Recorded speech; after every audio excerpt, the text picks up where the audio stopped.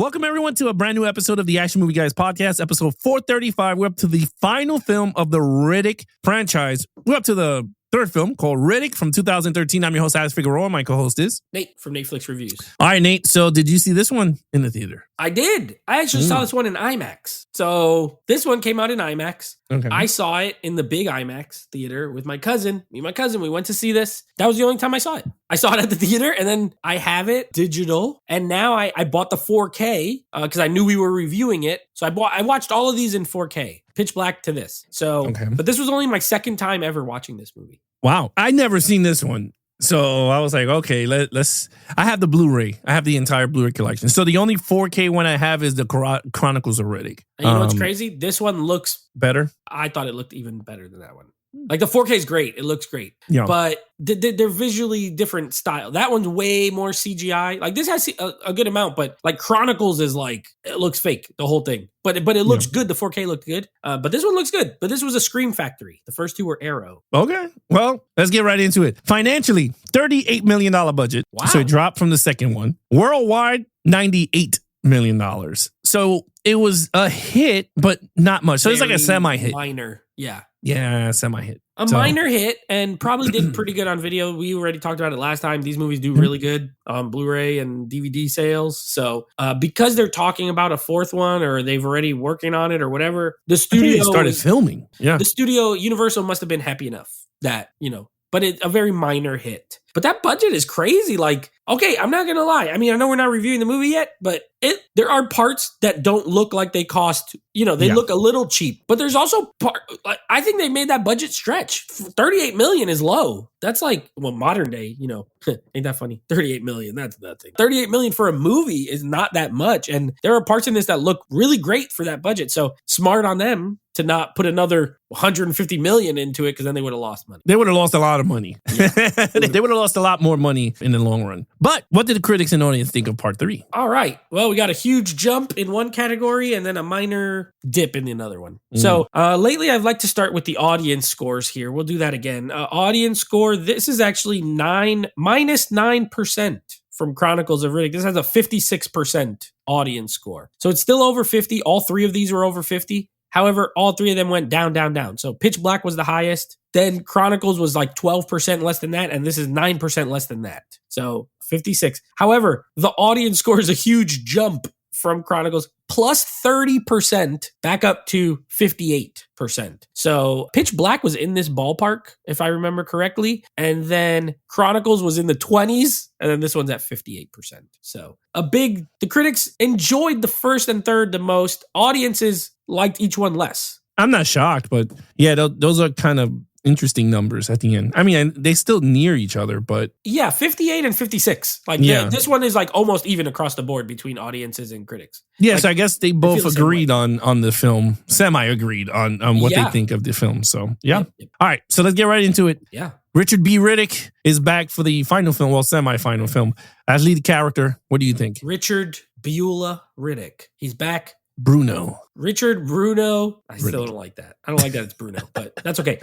You know what, Alex? I liked him in this movie. I haven't seen this when you say it came out 2013? Yeah. I haven't seen the movie in 12 years. 12-year ago me, I don't know what he thought, but current age me, I liked him. I liked him in this movie. I think this is so in Pitch Black, he was part of an ensemble. He was the main, kind of the main guy, but it was part of there's a crew and all this kind of stuff. In the second movie, he's the sole lead, but we were kind of I don't know. I don't really love this. Here, the movie opens. It almost felt like a Western at the beginning. Dusty place by himself. And I like that it goes through what happened after the last movie when he became the king of the necromongers, Carl Urban pops back up. He basically gets tricked into thinking he's going to his home planet, which he hasn't been to since he was like a little kid or whatever. They send him to some garbage planet that's just like a terrible place, and they leave him there for dead, pretty much. And from there, he has to kind of build himself back up, right? He's all injured. His leg is all broken. build himself up. Then they show him with the little dog who he raises. Then he has to, he's trying to get to a certain spot, but he has to get past this creature thing. I like all that because it shows him. That's called character building. Like you take a person, you put him in a spot, you see how they work it out and all this stuff. I liked it. Fast forward a little bit. These mercenaries, he puts a beacon out. Mercenaries come to pick him up, and they're like, one group wants to kill him, the other group wants to talk to him, and we'll talk about that more in Villains. And then he almost becomes like he almost becomes like Michael Myers, which was cool. They don't show him as much, but he's like picking him off, creeping around, being suspicious. I think they were smart to not make him full on evil during that part. You know what I mean? Like he pretty much is like, look, let's make a deal. I'll take this ship. Y'all take that ship. We leave each other alone. And they're like, we can't do that. We gotta kill you. We gotta get you. Whatever. So I like them. I gave him a 4. It's still not a 5. But I think the character in this movie is the best he's been in this franchise. For me, I thought he was most interesting. I totally agree with you. I think I liked him more in this movie than the first 2 films. That's just me. I think he had more personality in this one than the others. I did like the survival thing that he kept taking the venom because he knew that the animal that he has to fight has this type of venom, so he had to strengthen his body with the venom of the creature. I thought that was pretty cool, but then I liked it. It became a bigger. Oh yeah. He thought he killed it. There was like an even bigger one. Yeah, there was a bigger one. So I was like, he did not jack himself up for that one. So I thought that was pretty cool. I like him raising the dog. I thought that was pretty interesting the way he did it. I thought there were funny moments between him and that CGI creature that felt pretty cool. The scene that he opens up the ration and it's nasty, and he throws his dog food, and he pissed all over it, and he threw dirt, and then he goes, all right, go get the reserve. Then you see him pull that big meat. Yeah, I thought that was pretty. Like again, that it's small, but it was pretty cool banter between the two. Again, I'm not a big Vin Diesel fan in terms of acting, but I thought he got better in the acting between 1 and 2. I thought he still corny, but but then again, that's not his fault. It's the script writing on it. I thought the people that come in, the mercenaries, both of them, I thought they were pretty good. I know most of them are going to be villains, but there's some of them that were pretty cool. Like Kate Sackhoff, I think that's her name is. She plays Bo-Katan in Star Wars. She's pretty cool. She was gorgeous in here too. She was hot. She's known for that type of character, that type-ish. Yeah, she was on Battlestar Galactica, and she was in The Mandalorian. Yeah. So, yeah. Yeah, she's famous for Bo-Katan. Yeah, she's a tough chick as a Mandalorian. But yeah, I thought they were fun. I thought it was pretty cool. There was a scene, I thought it was pretty interesting, and I liked, and I agree with you in terms of the whole stealthy thing. I liked because it felt funny, and I don't know if they tried to make it funny, is when they were like, we gotta look for him. He could be anywhere. He's on top of the ship eating. Yeah. Like the camera pans up and it looks so like a comic book. It's just like, he's just there chilling, and they were like, he could be anywhere. And he's just like chewing on food. I thought that was cool. And then when he caught the other guy, and the guy was like all panicky, he was like, I saw him. Like he made him into like this big glorified guy, but he's just a normal dude with night vision in his eyes. Yeah. So I thought it was cool. And then I don't know if you call him the bad guy, but the guy who he has the one-on-one because his son John was he's the one. So the son, you could clarify, his son is the one that Cole Hauser from the first movie. Oh, the one with the eye drops in the eye? The one that they fight when he wanted to kill the kid. He was like, let's sacrifice the kid and get out of here. That's his son. Okay. Okay. Makes sense. All right. Yeah, I agree. I gave him a 4. I thought he was really good in this movie. Okay. Main villain. Okay, so we have, like you mentioned, you have the mercenaries, and they're not all evil, but technically for the purpose of this movie, they are the antagonists, right? Because we're rooting for Riddick. So in the end, ultimately, Johns ends up being a pretty stand-up character, which I liked. I actually liked that guy. I liked that. Him kind of being like, look, I want some answers about my son. You killed him. And then as it goes, like, I love how Riddick just gives him little bits, but then stops. He'll say something and he'll be like, it's going to rain outside.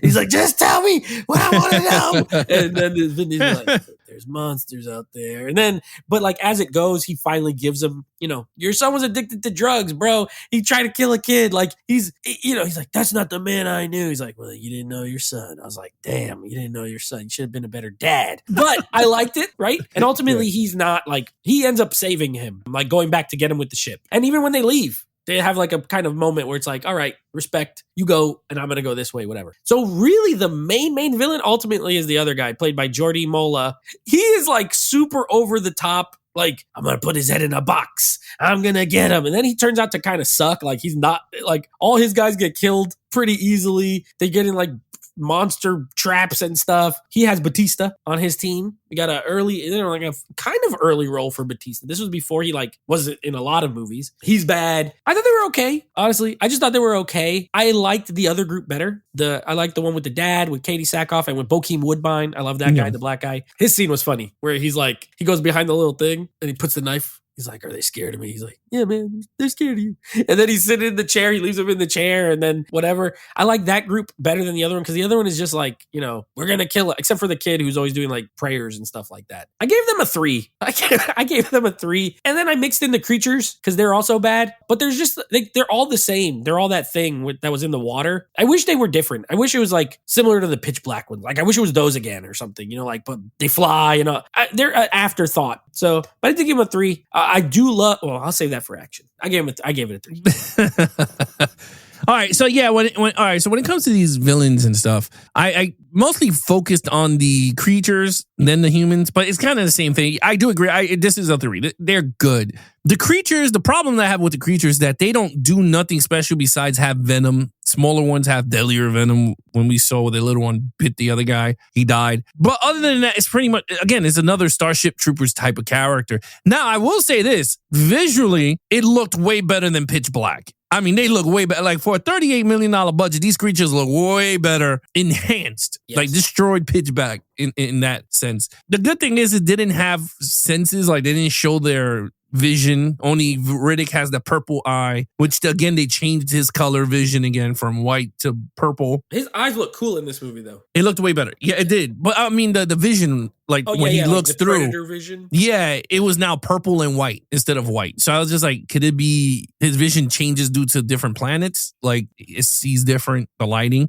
Maybe, who knows? But I was just okay, it's purple. But I agree. I was not too crazy with it. When he said, the storm is coming, and I was oh man, I kind of figured out that they were going to be in the storm, and I thought it was going to be more deadlier, more animals, but it was kind of the same, in the dirt. I thought it was going to be more chaos than what it was. I think it's rated R. This is rated R, yeah, very rated R. Yeah, so it wasn't as rated R as you would have known for this type of movie. Starship Troopers was straight up rated R, blood everywhere, body parts. This one, I mean, they showed a lot of stuff, but I felt like it was just a little watered down for me as a rated R with the creatures. Turning to the villains, I agree. I did like more of the characters with Kate Sackhoff's character. I like them. Batista was okay.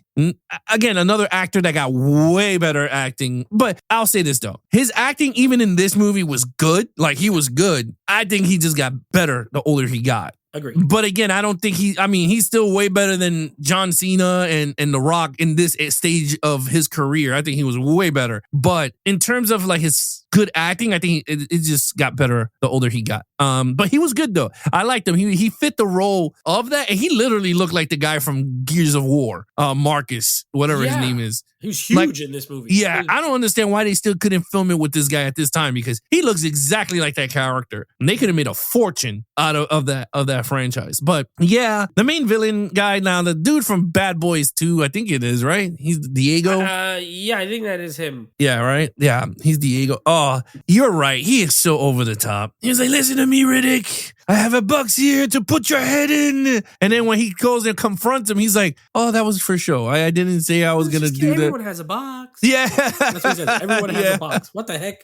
My favorite part, he goes, "I know everyone that knows everyone that knows everyone. If you need something, I know someone that can get." And I was just like, okay, a very over the top character. But again, the chick beats him up, punches him in the face 100 times. Yeah. So yeah, and I love the mind game that he played with them with the box to get them to open up the safe. He was like fair trade, so it made it look like he went in it when he didn't go in it. So I was just like, so he made you guys open it up.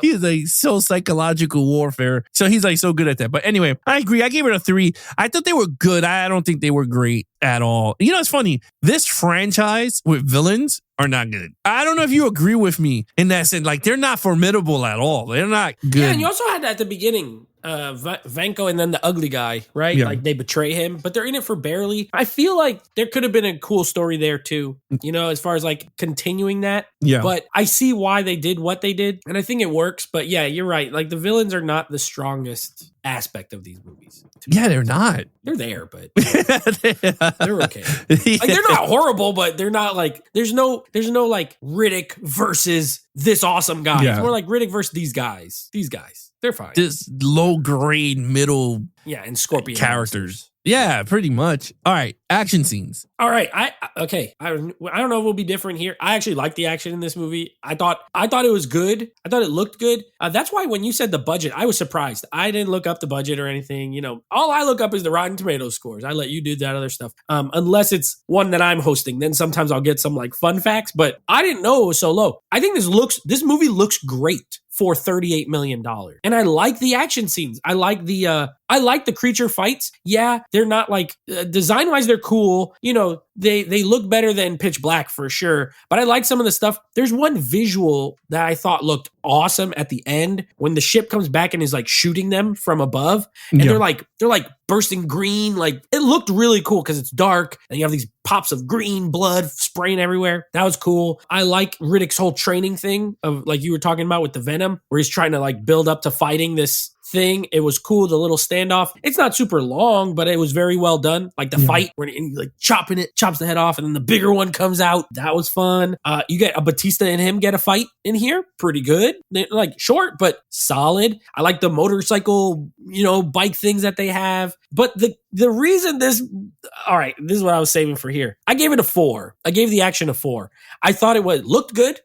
It was well executed, but I still had it at a 3 until my man kicks the knife into the guy's head and then his head gets chopped like here. And I don't know why. I don't remember that part happening at all. But like, I love the machete hits the ceiling and it's like Final Destination. And then it falls on his knee, right? Yeah. Then he pops it up and he kicks the hell out of it.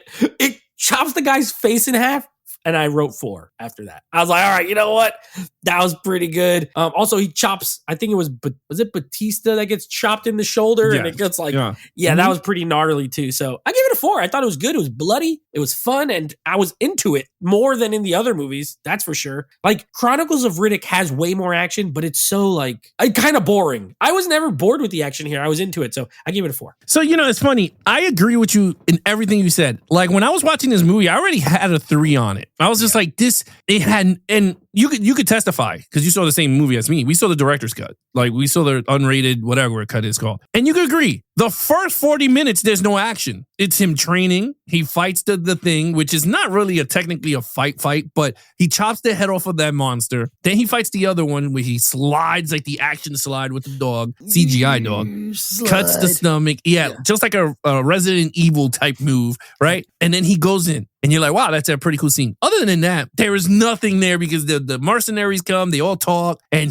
they're trying to get him and all this. So it's like a lot of minutes passing by with no action. Towards the end, once the rainstorm kicks in, that is when pretty much the action starts to ramp up a little bit. Then it starts to ramp up. So I agree with you. When the action does kick in, I prefer this type of action towards the end more than the franchise, like Pitch Black, which had nothing towards the end. And then I agree with you. The second movie did have the bigger budget, the more action sequences, but the action sequences was just so bland and dry. It was just like, this is the same shit. That's why we gave it low scores. Where this one, I do give it as kudos because they try to do something new and different. And it does feel like those Helldiver games, like with Helldiver 2. It has like that feel to it, that Starship Troopers feel to it, like all those type of movies like Tremors and all that shit that everyone likes, those cult classic films that are low budget but looks monster movies. Yeah, with gooey effects that it pops and it has that, and I give it kudos for that. And they had guns that had lasers and and I was Someone's got their this head cool. blown off in this movie. Yeah, it just pops right off. I was like, okay. It felt very like an independent video game. That's what I could say. It doesn't look like a Ubisoft high quality. It looked like one of those like independent video game like sessions that you and your friend played, like Helldivers. And I thought it was cool. They had a lot of cool moments in the movie, but again, it lacks something. It just needed a little bit more. And I think it's the creature's fault because they didn't have much creatures. And I agree with you. At the end, there was more, but it was just him with no weapons. And he's trying to escape and he's hitting them with his fist and kicking them off a mountain until the ship comes. And I know it's the redeeming for the character and his son. And I agree, that scene was pretty good. But and then he found the other guy, right? That betrayed him. He found the ship and then, he stabs him in the neck or something. They didn't show the kill, but you heard it. I thought it was good. I gave it a 4 too. I thought it was great. I don't think it was perfect. And again, this franchise, it's weird because it lacks in action villains. It has a good premise and story, which we're going to talk about right now. And I just think the outer shell to make a good story is just lacking in this guy's writing. But with that said, all right, let's get into a storyline. Yeah, I gave it a 4. I thought it was. I'm surprised. I know that I've seen Pitch Black way more than this movie. Yeah. And that would always be the one I said I preferred. But you know what? After watching this one, I might like this one better. Like I thought the story was really good. Like I said, it has classic sort of Western motifs in it. The lone guy on his own, group of people come into his town. We could call that little thing the town, and they want to kill him. And it's, these are classic kind of tropes, but done in a sci-fi movie. With like monsters added in. And I think that this, to me, feels like a culmination of what the director, because David Twohy wrote and directed all of these. It's the same guy. So this one felt like the one that was like where he was kind of trying to get the whole time, if that makes sense. Like Pitch Black, a very creative endeavor, low budget, you know what I mean? And he did what he could. Visually very cool, interesting characters. Chronicles felt like a misstep, and I think the studio was like, we're going to give you all this money. And it was too big for its britches. Whereas here, it finally feels like the kind of what he wanted to do. A monster movie with a cool character, with other characters that are interesting, action thrown in, nothing too, it's a smaller scale. And I do, like I said, I like the beginning where I'm glad that they showed what happened with the Necromonger thing. And instead of just like leaving it out and being like, you know what, he's on this planet now, don't worry about it. No, they acknowledge it. He was the king. He had 4 naked chicks. He was just like banging them. And then they try to betray him. And then he's like, he kills her. He tells Carl Urban, he's like, look, what are you going to try to do? And he's like, I know your home planet. I know. He gets tricked a little bit because he wants to go there so bad. And then they never mention him again till the way end, which I liked. I like how he takes the ship and he goes back to visit the ugly guy. He's like, hey, man, remember that one time when you tried to leave me on that planet to die? So I felt like a complete circle from this franchise. It wrapped it up as a trilogy, but left the door open for something else. I gave it a 4. I actually thought it was very good. Well, this is where I guess we're going to be different. Yeah. I gave it a 3. I thought it was good. It was better than the other ones. Way better than Chronicles of Riddick. Chronicles of Riddick was garbage. It was. That was really garbage. For a high budget movie, it's garbage. And again, it shows you with a lower budget movie, you could tell a way better story. So that's that. But in terms of this movie, I was a little bored at sometimes throughout the movie. Now, it is just me. I'm not too crazy with this franchise. Like even watching it now, the third one, I'm not too crazy with it. Like I don't like the character. I think he's a cool, creative character. If it goes in the hands of someone that could tell a really good story, maybe could be something. I don't know if the newest movie is written again by the same guy who wrote these 3. It is, yeah. Oh, then same writer director. This is his kind of project, I guess. Yeah. I will say this though: in this movie, they showed the title of Part 4, the Furia. Yeah, that's the planet he comes from. Yeah, so that's on the in the it was in the cave when you saw it written. I was like, oh, okay, there goes Part 4. The title is there. So I thought that was pretty cool. But yeah, in terms of the story, I was like, I wasn't too crazy. I will agree with you on this. This one is better than 1 and 2 as a nutshell. But I don't know. I can't see myself like maybe on sale buying it. I go, okay, you know what? I could see this one again, which I could, but spending full price for this movie, I don't think I would. I don't think I'm too keen to this franchise. Now, Vin Diesel did get better each movie in terms of acting, but the storyline in this one was just a generic, you kill my son, why you kill my son, and now we're going to join forces at the end when he realized his son was a douche at the end. And then, you got the other guys that betrayed him and now he's after them, or if that's the story that they're going to go with, Kurt Urban come back, but I doubt it. Kurt Urban is now a big actor. Transcended. He literally transcended his career because he's a big actor. I don't know what transcended means in this movie, but he did it. Yeah, he did. So I'm like, but that's what they talked about in the second movie. The girl was telling him that he needs Yeah, but to I don't transcend. remember. I don't know anything that was going on in that movie. It was all like gobbledygook. I don't know what they were talking about. No. I don't know what. So I don't know what it means, but he did it. That's good for him. All right. So I gave it a 3. You gave it a 4. All right, sorry, overall. Yeah, overall, I liked this one, Alex. I don't know. I gave it a 4. I was into it. I think this one might now be my favorite of the 3. Pitch Black will always have a soft spot just because I saw it when I was a teenager and I've seen it it's one of those movies like the nostalgia carries it because it's fine. Like it's not amazing. It's fine. And I don't think this is amazing either, but I do think it's really good. I actually, for a lower budget sci-fi movie, because 38 million is lower budget, especially nowadays, I think you could do way worse than this. And I don't know how many are way better at that price. You know what I mean? Like at that amount. Maybe there are some that I don't know the budget of every movie, but for a B, this is a B movie. Let's be real. It's a B movie. It's a sci-fi alien, creature feature movie. I think it is one of the better ones in recent memory. I quite enjoyed it on this rewatch. I will say, so yes, I gave it a 4. I will say, interesting, there was some controversy with this movie. Now, the version you watched probably had it because you watched it on Blu-ray. There's a scene at the end, and this is minor, but I'm gonna tell you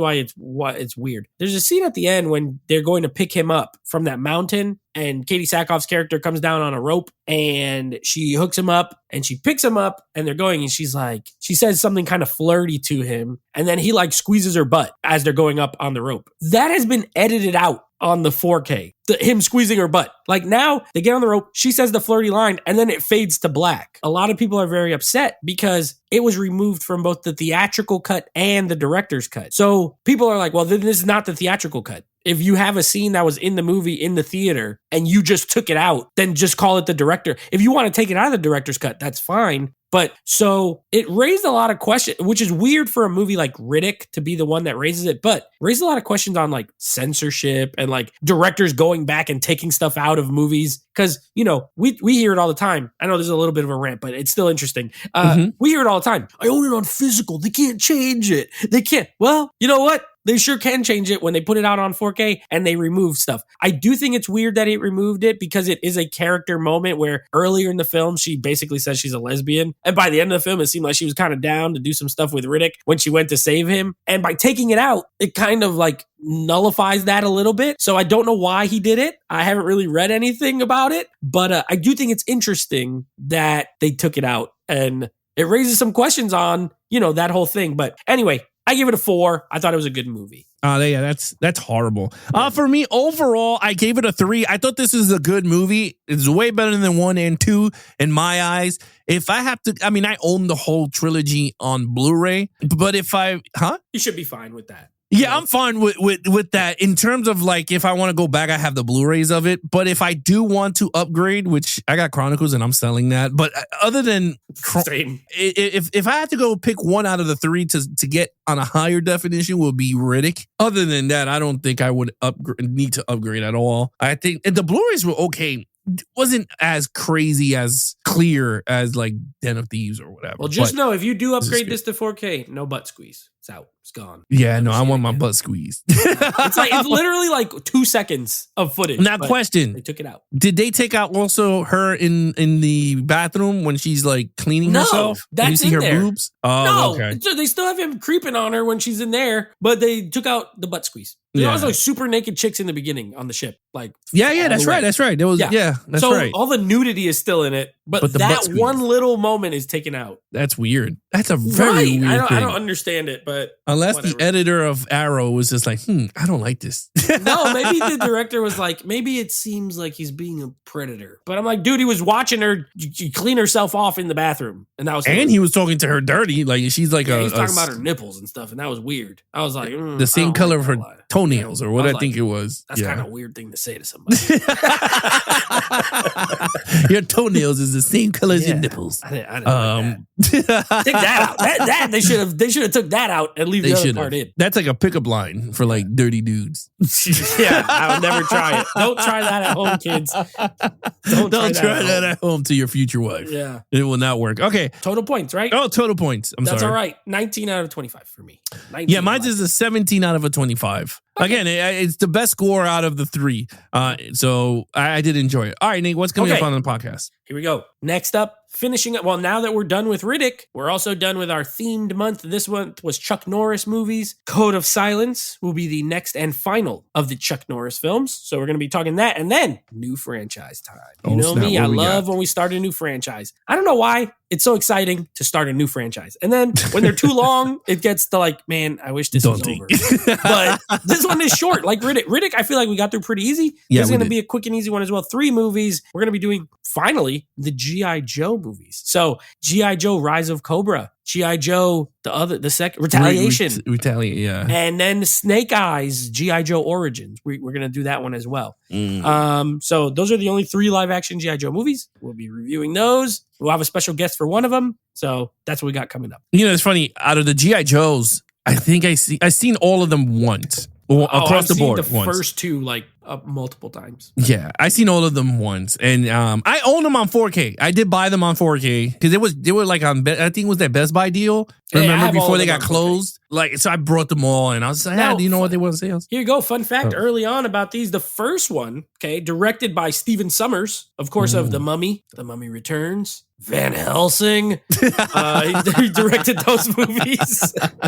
So we have him in the director's chair. And then in the second movie, this is weird, we have director John M. Chu. Now, if you don't know John Chu's name just off the name, he directed, I kid you not, these are his directing credits. Get ready for this. G.I. Joe 2, as well as Step Up 2, The Streets, Crazy Rich Asians, In the Heights, and Wicked. The new Wicked movies. So he has gone from he did a bunch of musical and dance movies and G.I. Joe Retaliation. And then I have no fun facts for Snake Eyes. I saw it once and I remember not liking it. So we'll see how this goes on a revisit. But John Chu. I'm excited for those things because I like watching new stuff that I haven't seen in ages. At least. At minimum, I remember these being fun. It's kind of stupid, but pretty entertaining. Well, let's see if it's actually fun. Or you might sell it to the bookstore. I'm selling more movies. You'll be selling a lot more for your new 2025 movies. I'm ready. All right, guys. You guys want to follow us in our social media accounts? Please follow Nate over on Instagram at Netflix Reviews. Check out the podcast with him and his friends called Netflix Movie Reviews. Anything Action Movie Guys, head over to youtube.com/Action Movie Guys. Subscribe. Leave the comments on your favorite episodes. And of course, you can follow us on Instagram and TikTok under Geeks, the letter N, Flicks. Other than that, I'm your host, Alex Figueroa. My co-host is Nate from Netflix Reviews. Be awesome to each other and geek out.